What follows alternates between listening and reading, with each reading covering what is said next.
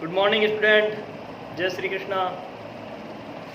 मित्रों, आज है 21 मई और हम बात करेंगे फ्रांसीसी क्रांति की। फ्रांसीसी क्रांति में हमने क्रांति कर ली थी। अब हम क्रांति के बाद में तत्कालीन अन्य घटनाएं उनके बारे में पढ़ने जा रहे हैं। हेडिंग डालिएगा, फ्रांस में संवैधानिक राजतंत्र। फ्रांस में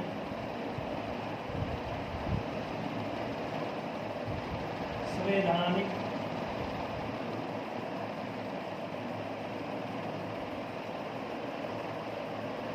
राजतंत्र।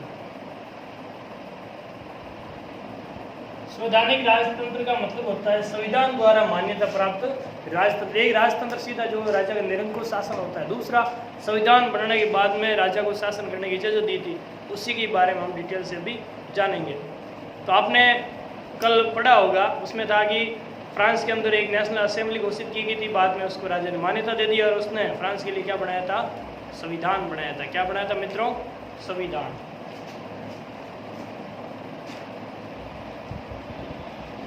नेशनल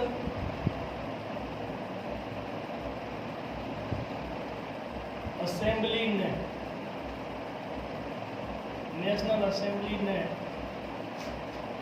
1791 ईस्वी में फ्रांस के संविधान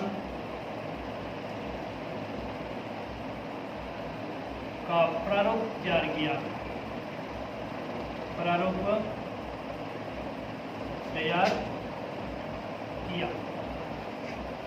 प्रारूप यानी कहा तैयार किया था। इस संविधान का उद्देश्य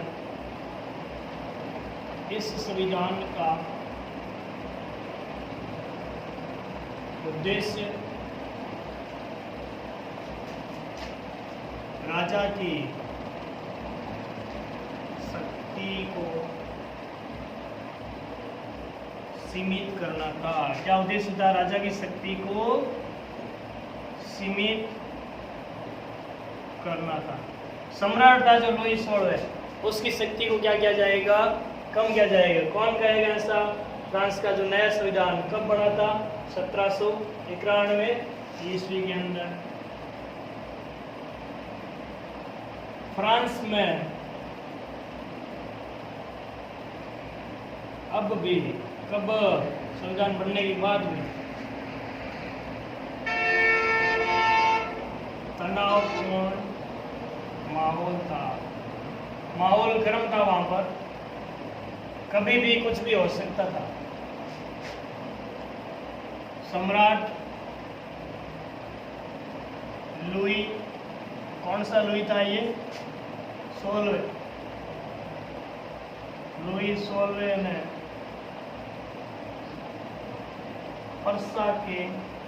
पर्सा इनके पड़ोसी राज्य था एक, पर्सा के शासक से गुप्त बात की।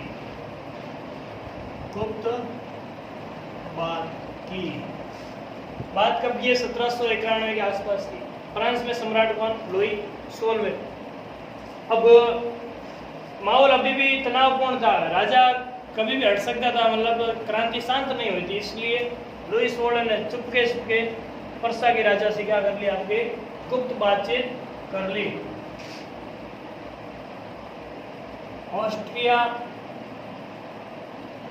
व पर्सा ने लुई 16 की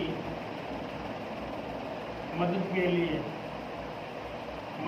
लिए सेना भेजी।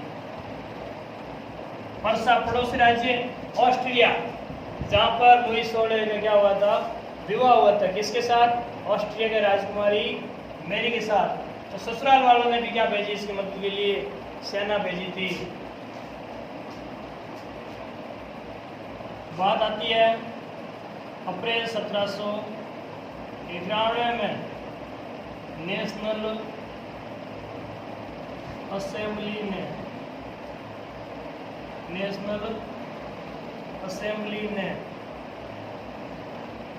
पर्सा व ऑस्ट्रिया के खिलाफ युद्ध की घोषणा कर दी। युद्ध की घोषणा कर दी। किसकी घोषणा कर दी मित्रों? युद्ध की। किसने कर दी है? नेशनल असेंबली ने पर्सा और ऑस्ट्रेलिया के खिलाफ क्या कर दी है? युद्ध की घोषणा।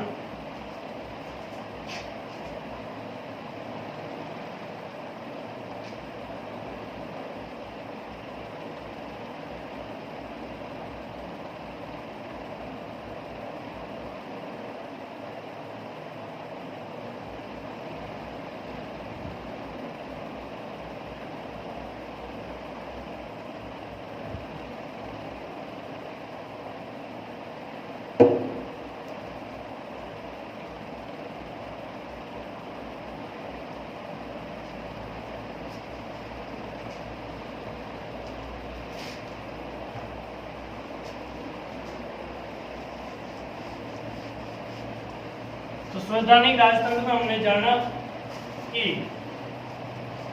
फ्रांस के अंदर संविधान तैयार किया गया था। संविधान का मकसद था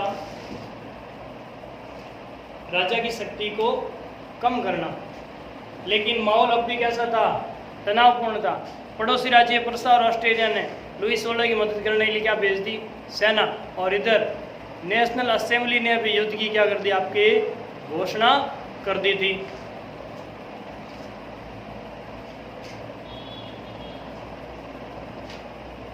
अगला है टॉपिक हमारा राजतंत्र का अंत तथा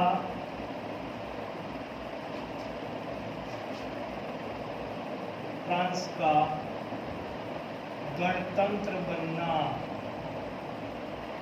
राजतंत्र का अंत तथा फ्रांस का गणतंत्र बनना।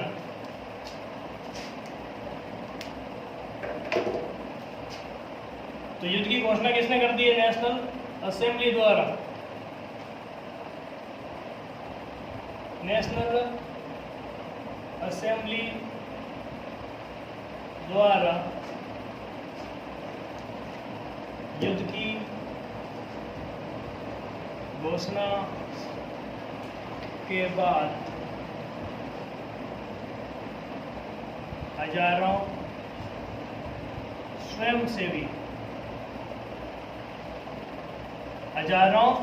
स्वयंसेवी सेना में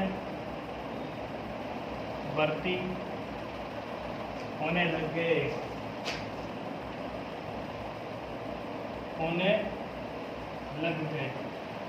अब घोषणा होते ही जो देशभक्त युवा थे उन्होंने कहा कि हम भी किसमें भर्ती होंगे? सेना में। जिस प्रकार भारत सरकार एक नया सिस्टम ला रही है कि कोई भी नागरिक 3 साल के लिए सेना में जा सकते हैं, उसी प्रकार जो स्वयं से अपनी इच्छा से सेना में शामिल होने लगे थे। इसी समय कब? युद्ध के घोषणा होने के दौरान कवि था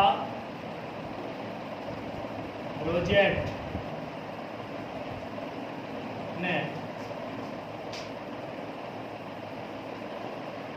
फ्रांस का राष्ट्रगान लिखा। फ्रांस ने क्या लिखा था? राष्ट्रगान, जिसके अंदर देशभक्त युवाओं को जागृत करने के लिए काफी कुछ लिखा था। उस राष्ट्रगान का नाम था मार्सिले। क्या नाम था राष्ट्रगान का? मार्सिले।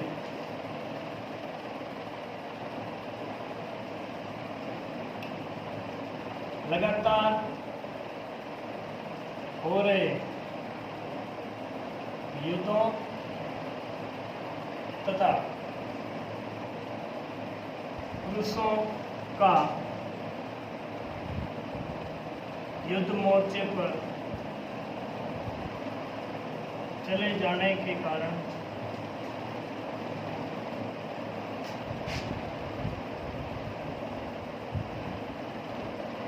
परिवार का भार, परिवार का भार महिलाओं पर आ गया, महिलाओं पर आ गया। तो लगातार क्या हो रहे थे, युद्ध हो रहे थे। पुरुष कहाँ जा रहे थे युद्ध लड़ने के लिए, युद्ध मोर्चे के ऊपर। तो परिवार के पीछे खाने पीने का आर्थिक संकट आ गया था, तो जिम्मेदारी किसकी पड़ गई थी, महिलाओं की। तो महिलाओं ने काम पर जाना शुरू कर दिया था। इसी समय देश के बड़े हिस्से में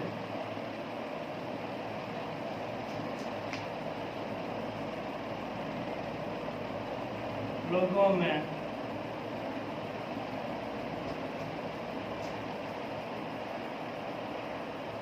संविधान के खिलाफ भी चर्चाएं बढ़ने लगी।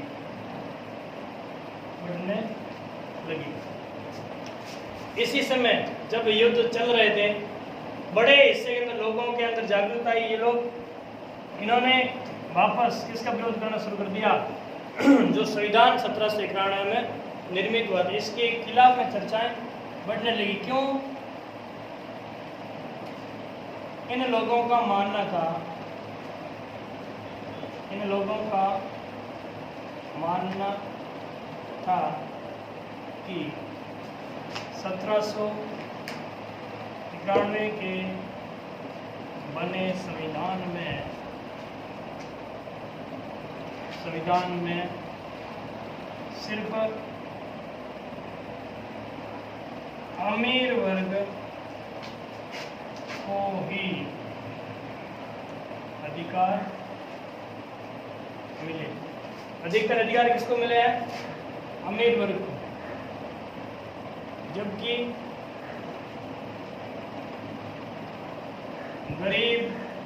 गरीबों की स्थिति अब भी पहले जैसी थी। असेंबली के सदस्यों का चुनाव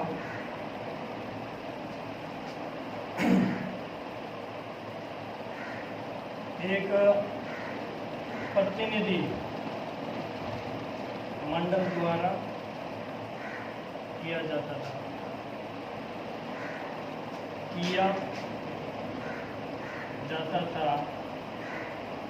जिसका चुनाव वे ही लोग कर सकते थे जिनकी उम्र 25 वर्ष से अधिक हो तथा जो अपनी 3 दिन की आय के बराबर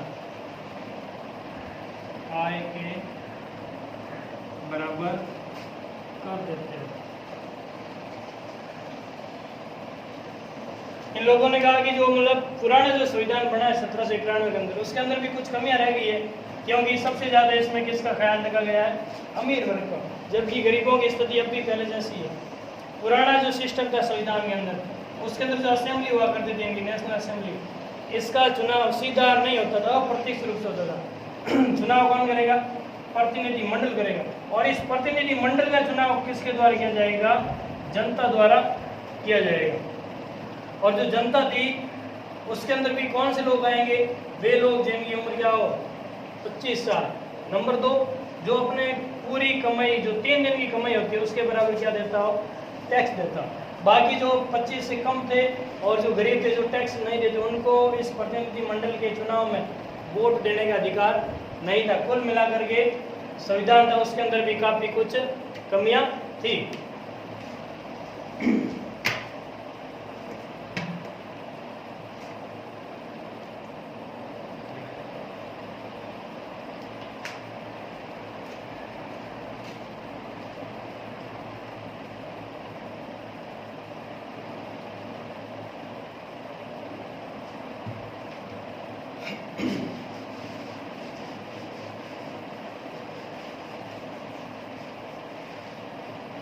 तो फ्रांस इस समय लगातार युद्ध के अंदर उलझा हुआ था। एक तरफ, दूसरी तरफ बहुत बड़े वर्ग द्वारा संविधान का क्या किया जा रहा था, विरोध। क्यों किया जा रहा था? क्योंकि संविधान के अंदर उनके साथ में भेदभाव किया जा रहा था।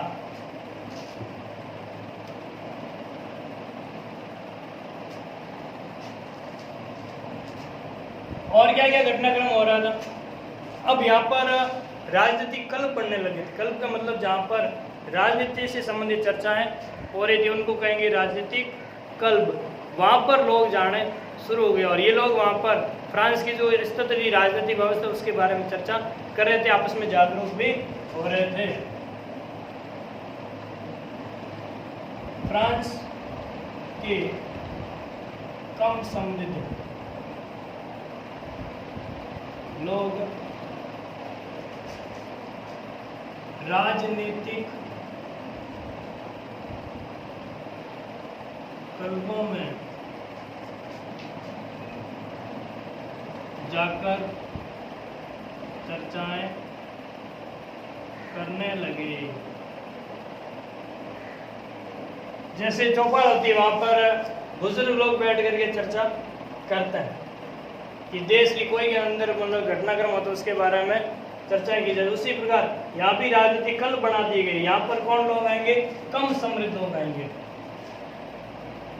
इन कल्पों में किसान, मजदूर, छोटे दुकानदार,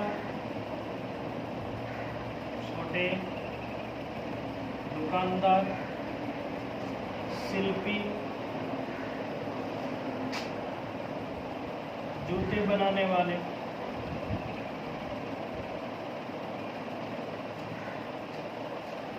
आदि लोग जाने लगे तथा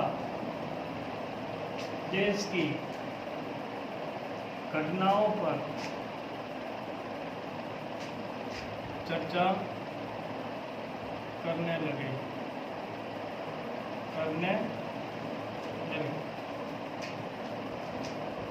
अब जो ये कम समृद्ध लोग थे, इन कल्पों में ये जो कल्प थे, सबसे महत्वपूर्ण कल्प था, सबसे महत्वपूर्ण कल्प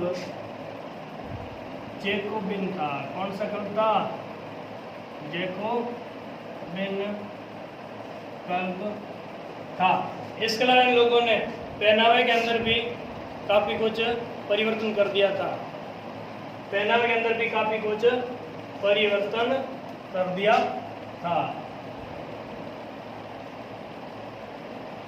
ठीक है मित्रों, तो सबसे महत्वपूर्ण कल्प कौन सा था? जैकोबिन कल्प।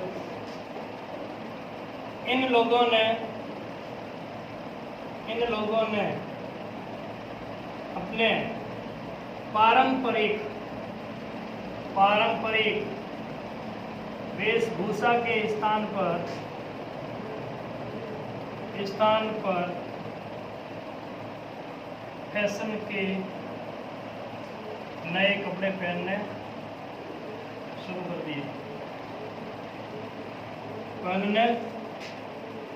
शुरू कर दिए, तथा पुरुषों द्वारा लाल टोपी पहनी जाने लगी, जो कि कुलीन वर्ग की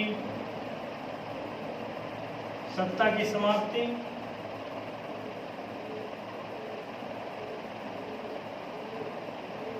तथा क्रांति का संकेत थी, क्रांति का संकेत थी। तो लोगों ने पहनावा के अंदर भी परिवर्तन कर दिया। पुरानी कपड़ों की जगह ये लोग नए कपड़े पहनने लग गए थे और पुरुषों ने कौन सी टोपी पहन लगी थी? लाल टोपी। इसका उन्हें सीधा सीधा कुलीन वर्ग को इशारा हम समझा देगा बाप की सत्ता प्रांत से जाने वाली है और हम लोग वापस क्या करेंगे? क्रांति करेंगे।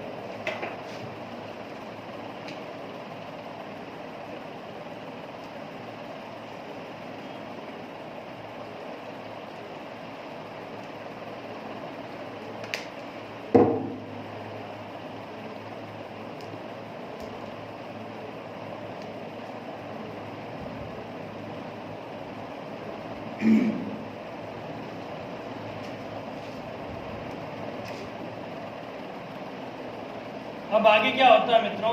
लोगों ने महंगाई का विरोध करना शुरू कर दिया, यानी एक बार फिर से फ्रांस सड़कों पर आ गया था। 10 अगस्त 1792 ट्यूलेरिये के किले पर क्रांतिकारियों ने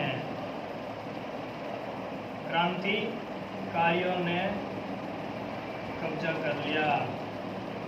क्या कर लिया? कब्जा। कौन सा किला है? ट्यूलेरिये। किले का नाम ट्यूलेरिये। किले बात कब की? 10 अगस्त 1792। अब यहाँ पर क्या हुआ था?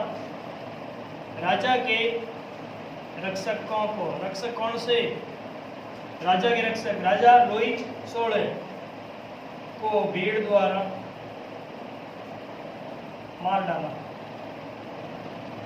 भीड़ द्वारा मार डाला तथा घंटों तक राजा को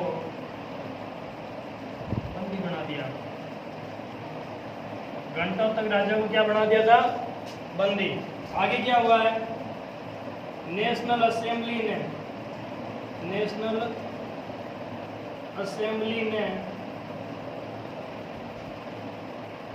शाही परिवार को जेल में डालने का आदेश दे दिया।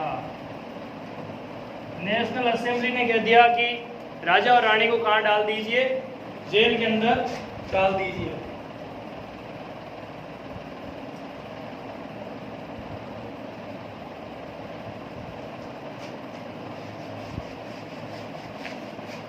आगे बढ़ते हैं। अब वापस नेशनल असेंबली के आपके चुनाव होने वाले थे और इधर राजा और रानी कहाँ पर पहुंच गए थे? जेल के अंदर।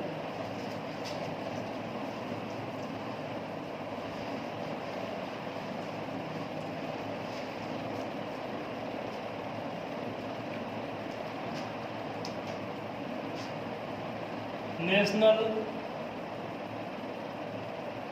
असेंबली ने वोट देने का अधिकार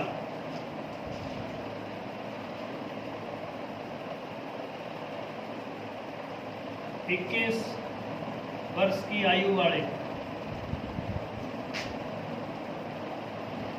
सभी स्त्री पुरुषों को दे दिया। पहले सिर्फ 25 साल के पुरुषों को ही वोट देने के अधिकार थे, जो कि 3 दिन की आय के बराबर टैक्स देते थे। लेकिन अब इन्होंने 21 साल के सभी लोगों को क्या दे दिया है? वोट देने का अधिकार। 21 सितंबर 1792 को फ्रांस में राजतंत्र के अंत की घोषणा कर दी गई। इसकी घोषणा कर दी गई, राजतंत्र के अंत की। न्यायालय में राजा के विरुद्ध देशद्रोह का मुकदमा चलाया गया। देशद्रोह का केस चलाया गया। 21 जनवरी 1793 के दिन फ्रांस के राजा लुई 16वें को फांसी पर लटका दिया गया। लुई 16 को फांसी पर लटका दिया गया था। इसके कुछ समय बाद रानी मेरी को भी फांसी दे दी गई। फ्रांस गणतंत्र बन गया। फ्रांस क्या बन गया था? गणतंत्र। ठीक है ना। तो बात कब की? 21 सितंबर 1792। फ्रांस में राजतंत्र के अंत की क्या कर दी जाती है? घोषणा। फिर उसके बाद में न्यायालय द्वारा राजा के विरोध में क्या चला दिया? देशद्रोह का मुकदमा। उसके बाद 21 जनवरी 1793 के दिन फ्रांस के राजा लुई 16 को फांसी पर लटका दिया गया। कुछ समय बाद इसकी रानी थी, उसका नाम था मेरी, इसको भी क्या दे दी गई? फांसी। और बाद में फ्रांस में क्या बन गया था? गणतंत्र। गणतंत्र का मतलब होता है लोगों द्वारा चुनी गई सरकार का शासन, जिसमें पद है वो वंशानुगत नहीं होते। इस प्रकार मित्रों, किसान और मजदूर वर्ग ने क्रांति करके एक समय जिस राजा की फ्रांस के अंदर धाक हुआ करती थी उसको फांसी के फंदे पर लटका दिया गया। इसका मतलब यही है कि समय का जो चक्र है कभी भी बदल सकता है। जो अर्श पर है वो फर्श पर भी आ सकता है। चलिए मित्रों, अगले टॉपिक के अंदर और चर्चा करेंगे इस क्रांति के बारे में। तब तक के लिए नमस्कार, आपका दिन शुभ हो।